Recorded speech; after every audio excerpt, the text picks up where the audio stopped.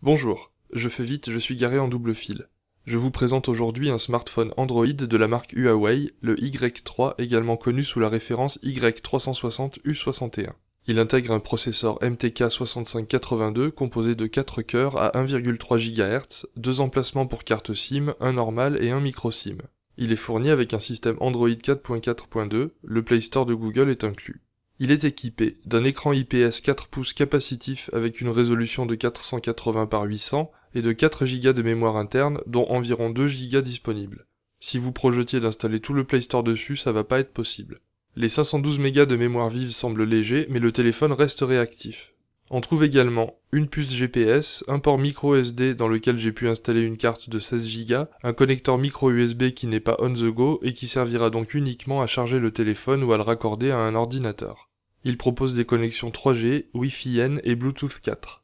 La batterie lithium polymère de 1730 mAh a tenu environ 7 heures en lecture vidéo depuis un fichier lu sur le réseau à travers la connexion Wi-Fi. Le téléphone est livré avec un kit main libre stéréo filaire auriculaire et un chargeur secteur 550 mA accompagné de son câble USB vers micro USB. La qualité de réception des appels est difficile à mesurer, je peux simplement vous dire qu'il capte mieux que mon téléphone précédent, le HTC Wildfire qui datait de la préhistoire. Après le déballage, pensez à réserver une bonne heure de votre temps pour supprimer tous les programmes installés d'origine par le fabricant, dont les dizaines de packs de langue pour leur clavier logiciel que j'ai remplacé par celui de Google. On trouve 2 LED à l'arrière en guise de flash ou de lampe torche. Impossible de faire le point avec le capteur photo arrière pour obtenir une photo nette d'un objet proche. Évidemment, le capteur photo avant est encore pire.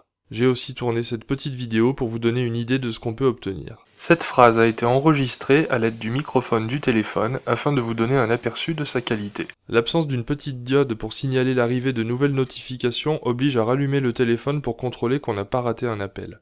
Lorsqu'en cours d'appel on éloigne le téléphone de sa tête, l'écran reste noir. Il faut alors appuyer sur le bouton de sortie de veille pour réactiver l'écran afin de raccrocher ou activer le mode main libre par exemple. Le téléphone obtient un score de 19 000 avec Antutu sans la 3D. Sur Geekbench, il obtient 352 en simple cœur et 1174 en multicœur. Les benchmarks Antutu 3D et 3D Mark ainsi que le jeu Angry Birds Go plantent régulièrement, ce qui se traduit par un retour brutal sur l'écran d'accueil. C'est dommage, Angry Birds Go ne tourne pas si mal. Je n'ai pas installé les mises à jour proposées par le téléphone de peur qu'elles empêchent l'installation future d'un recovery. Je n'ai pas encore testé les méthodes pour le router, installer un recovery et des ROM modifiés, mais il semblerait qu'elles existent.